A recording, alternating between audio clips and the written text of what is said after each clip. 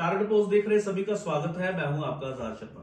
आज हम एक आपके साथ ऐसे मुद्दे पर पेश हुए हैं जिस मुद्दे से इस धरती पर रहते 800 करोड़ लोग परिचित हो चुके हैं। उस मुद्दे का नाम है ऑपरेशन सिंदूर। ऑपरेशन सिंदूर क्या है, कहां से इसकी शुरुआत हुई, कहां से इसकी नींव रखी गई और क्यों रखी गई।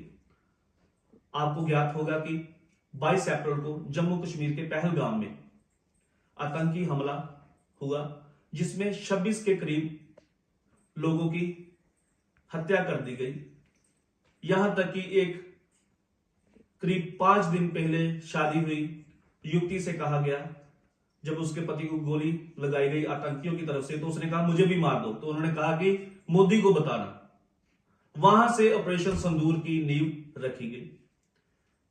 7 मई को भारत की फौज की तरफ से भारत सरकार के आदेशों पर कार्यवाही करते हुए आतंकी हमलों का जवाब देने के लिए पाकिस्तान पीओके में रहते आतंकी संगठनों पर भारतीय फौज की तरफ से हमला किया गया। आज इस गंभीर मुद्दे पर हमारे साथ विचार विमर्श करने के लिए हमारे साथी जुड़े हैं, जिनको मैं आपके रूबरू करवा रहा हूं। सबसे पहले कैप्टन सुभाष चौहान जी, ग्लोबल सनातन सेवा सोसाइटी के महासचिव हैं, और हमारे साथ दलजीत सिंह संधू जी पंजाब से, इस समय ऑस्ट्रेलिया में अपने परिवार के साथ रह रहे हैं। आपका स्वागत है जी।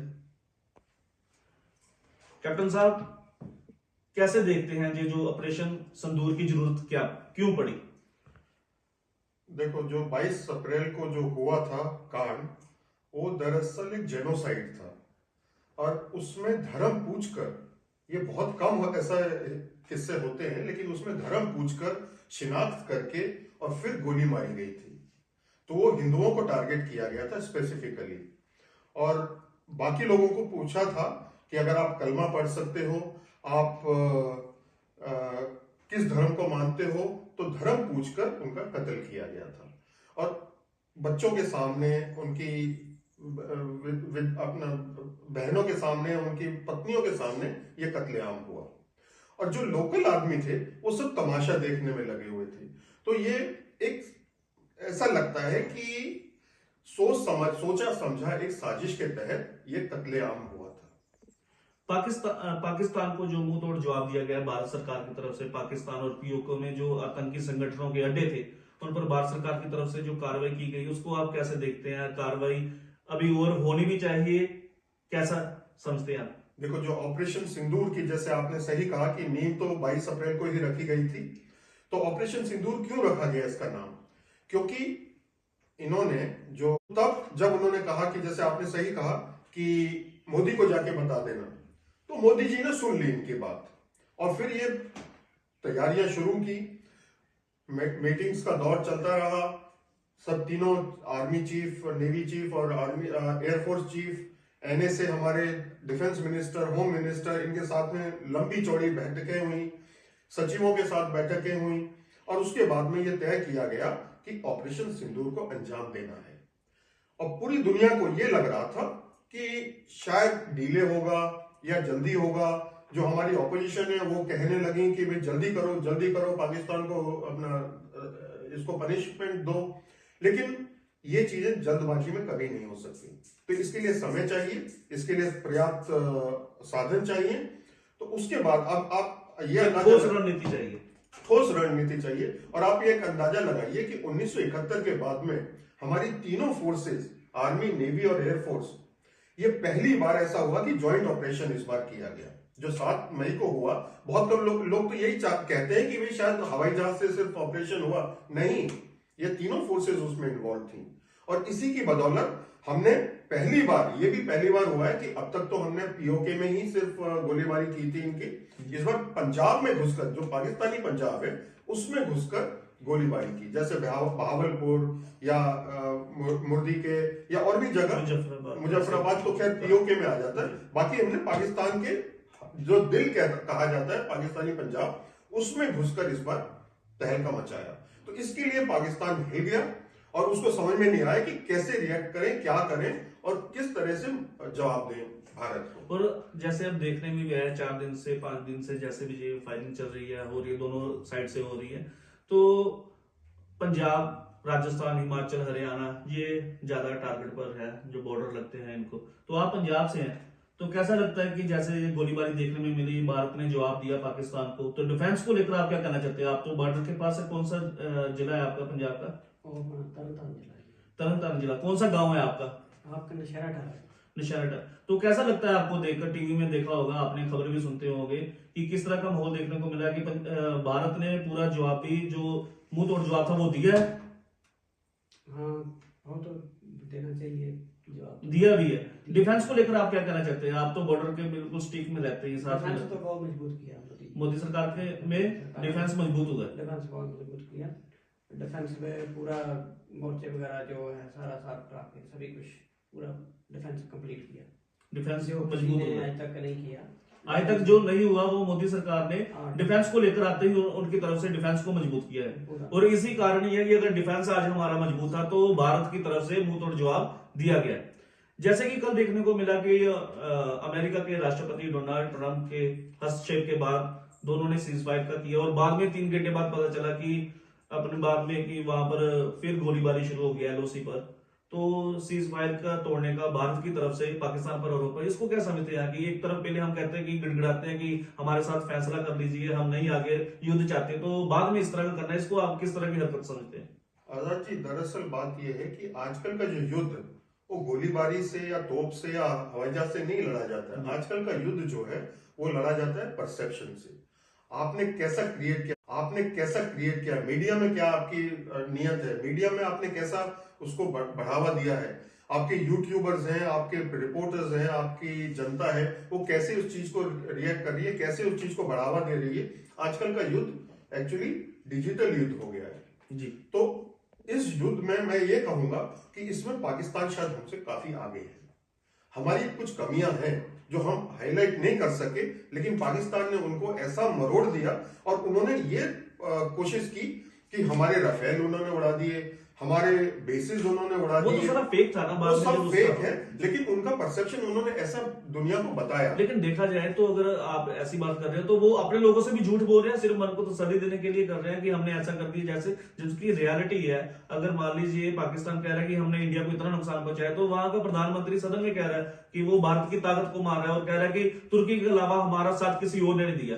तो कल रात को चीन की तरफ से स्टेटमेंट आई है कि हम पाकिस्तान के साथ में, और अब की ताजा खबर यह है कि जापान और ऑस्ट्रेलिया ने भी कह दिया कि हम क्वाड के मेंबर हैं, तो अगर चीन युद्ध में आता है, हिस्सा बनता है, तो हम भारत की तरफ से युद्ध करेंगे। आजाद जी, दरअसल बात यह है कि पाकिस्तान का जन्म ही किन हालात में हुआ था और किस बेसिस पर हुआ था, ये सब कुछ जग जाहिर है। ना तो उनकी कुछ कल्चर है, ना उनका कुछ ईमान है, ना उनका कुछ मतलब एक ऐसा देश जो झूठ के पुलिंदे पर पैदा हुआ, और उन्होंने पिछले जब से 1947 से सिर्फ झूठ ही बोला है, झूठ परोसा है दुनिया को, और सिर्फ उन्होंने पैसा हासिल किया है दूसरी गवर्नमेंट से, चाहे वो अमेरिका हो, चाहे गल्फ कंट्रीज हो, चाहे कोई और देश हो। उनका मकसद सिर्फ ये रहा है कि इंडिया को किसी भी तरह से हमने हर्ट करना है, और उनका एक मंसूबा है कि इंडिया को किसी भी तरह से बर्बाद करना है। जब भी कोई जंग लगती है तो उस देश के नागरिकों का बड़ा रोल होता है, तो आप भारतीय लोगों को क्या कहना चाहते हैं?